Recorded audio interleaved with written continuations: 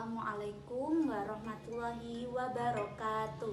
Hai anak-anak, apa kabar kalian hari ini? Semoga sehat selalu dan selalu semangat untuk belajar ya. Di video kali ini kita akan belajar tema 2, menyayangi tumbuhan dan hewan.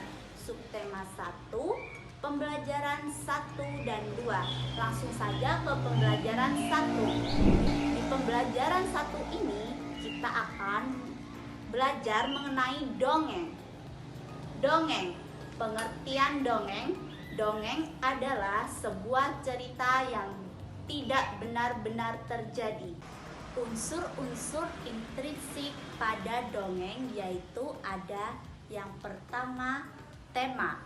Tema adalah gagasan pokok yang ada di dalam cerita.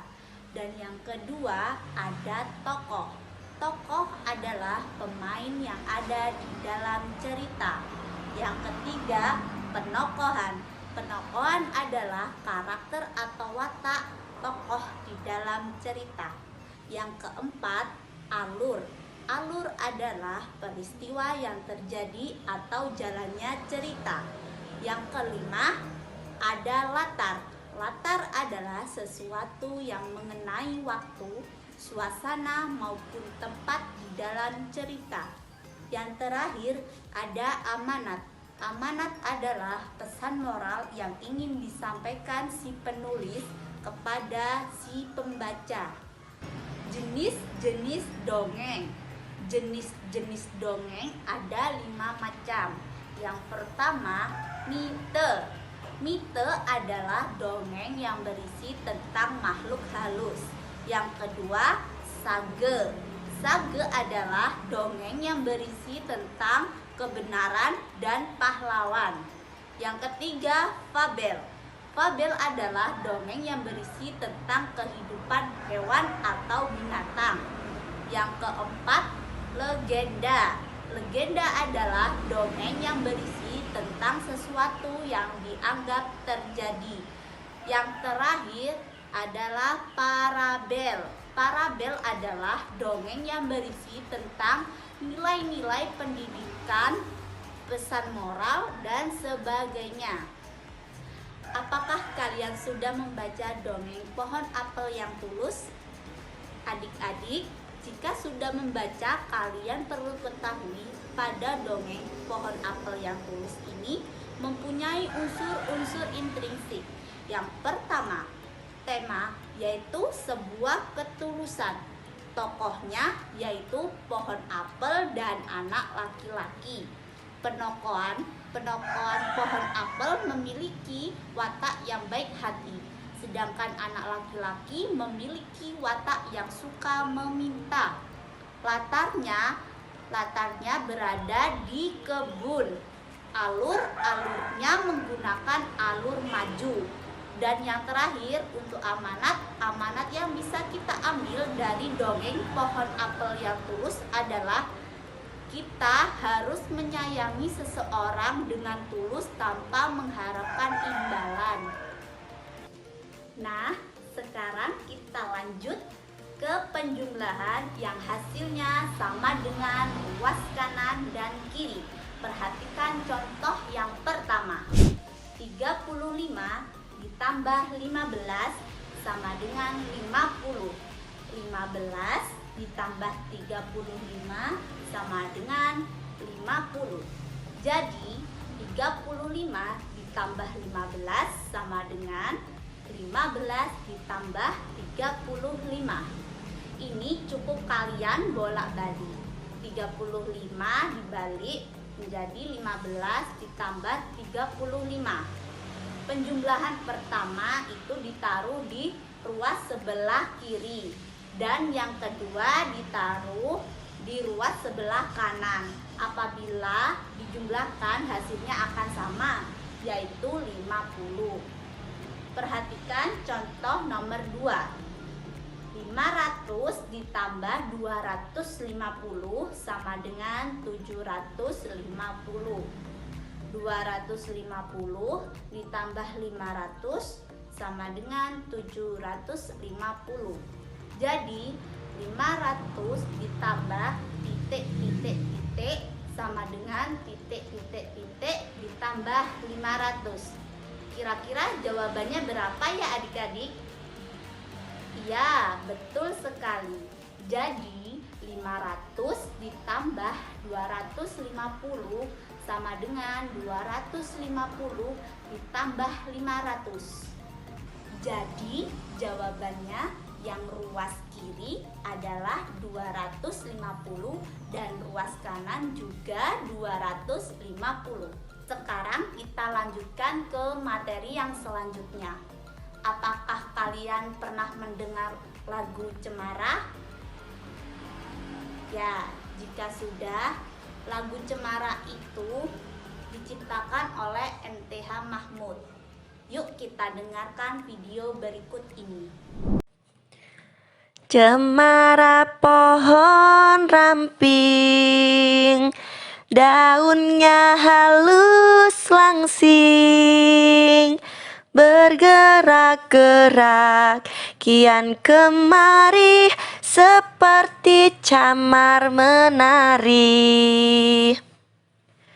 Ketika angin lalu menyentuh daun cemara, terdengar desir di telingaku sebuah lagu merdu. Cemara pohon ramping, daunnya halus langsing, bergerak-gerak kian kemari seperti camar menari. Ketika angin lalu menyentuh daun cemara, terdengar desir di telingaku sebuah lagu merdu. Terdengar desir di telingaku sebuah lagu merdu. Nah, lagunya seperti itu adik-adik, sangat merdu bukan? Nanti kalian bisa mencoba menyanyikan lagu Cemara di rumah sendiri ya.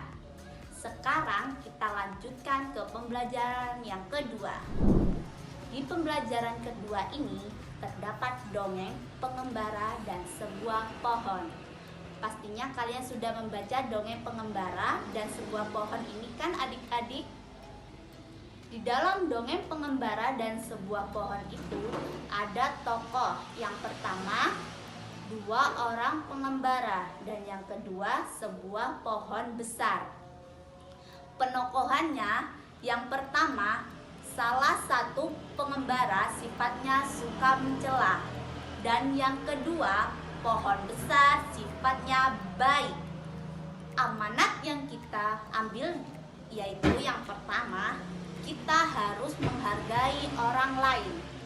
Yang kedua, tidak boleh menjelekkan orang lain. Tuhan menciptakan makhluk hidup dengan tujuan tertentu. Setiap makhluk hidup bermanfaat untuk makhluk hidup lainnya. Tumbuhan bermanfaat untuk manusia, dan juga hewan memiliki banyak manfaat untuk manusia. Kakak memiliki 3 pertanyaan untuk adik-adik.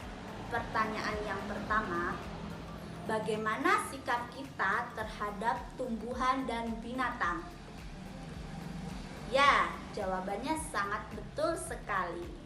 Kita harus saling menjaga keberadaannya dan tidak boleh merusak tumbuhan dan hewan. Sikap bersyukur dapat kita tunjukkan dengan cara menyayangi makhluk hidup. Selain itu, sikap bersyukur bisa kita tunjukkan dengan cara mengucapkan terima kasih kepada seseorang yang telah membantu kita. Misalnya, kita berterima kasih kepada orang tua kita karena sudah membesarkan dengan baik. Orang yang bersyukur adalah orang yang memiliki sifat rendah hati Dan sebaliknya, orang yang tidak bersyukur adalah orang yang sombong. Pertanyaan yang kedua, bagaimana cara kita berterima kasih kepada tumbuhan? Ya, betul sekali, yaitu dengan cara merawat tumbuhan dengan diberi air, pupuk, dan sinar matahari yang cukup. Pertanyaan yang ketiga, bagaimana cara kita berterima kasih kepada hewan? Ya, yaitu dengan cara memberi makan atau minum, memberi kandang yang bersih. Orang yang pandai bersyukur akan disukai oleh Tuhan Yang Maha Esa dan juga teman kita. Bentuk lain dari sikap bersyukur adalah selalu menjaga kesehatan. Menjaga kesehatan itu bisa dilakukan dengan cara rutin melakukan olahraga. Dengan berolahraga itu, tubuh kita akan lebih segar.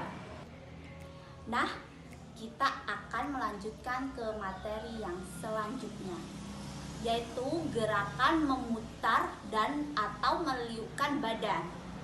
Gerakan memutar atau meliukkan badan memiliki banyak fungsi atau manfaatnya. Di antaranya, 1. Melenturkan tubuh. 2. Otot tidak kaku. Yang ketiga, melancarkan peredaran darah. Yuk, lihat contoh gerakan kombinasi memutar dan meliuk. Langkah-langkah pertama yaitu 1. Berdiri tegak. Yang kedua, kepalkan kedua tangan dan letakkan di pinggang. Yang ketiga, putarkan badan ke kanan dan ke kiri. Yang keempat, badan kembali berdiri tegak.